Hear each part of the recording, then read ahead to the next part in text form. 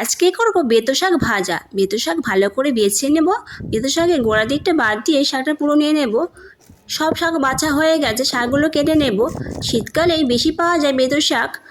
শাক কাটা হয়ে গেছে, ধুয়েও নিয়েছি। আলু, বেগুন, পেঁয়াজ, রসুন কেটে নিয়েছি। কড়ার মধ্যে তেল দিয়ে দেবো আর কয়েকটা শুকনো লঙ্কা ফোড়ন দিয়ে দেবো। লঙ্কা ভাজা ভাজা হয়ে গেলে রসুন কুচিগুলো দিয়ে দেবো, দিয়ে ভেজে নেব। পেঁয়াজ দিয়ে পেঁয়াজ ভেজে নেব। আলুগুলো দিয়ে দেবো, আলুটা একটু ভেজে নেব।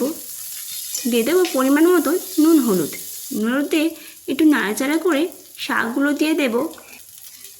বেলে শাকের মধ্যে আলু, বেগুন, পেঁয়াজ, রসুন দিয়ে ভাজলে শাক ভাজা খেতে খুব ভালো লাগে আর টেস্টিও হয়।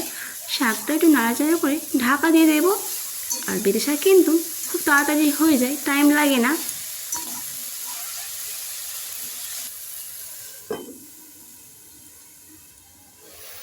বেলে শাক নরম হয়ে গেছে, একটু নাড়িয়ে চাড়িয়ে বেগুনগুলো দিয়ে দেবো।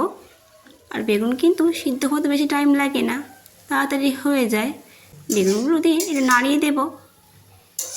2 মিনিটের মতো ঢাকা দিয়ে দেবো। আর দিয়ে শাক থেকে তো জল বেরিয়ে গেছে, শাক নরম হয়ে গেছে। শাক ভাজা হয়ে এসেছে, চিনি দিয়ে দেবো। চিনি দিয়ে কিছুক্ষণ শাক ভেজে নেব।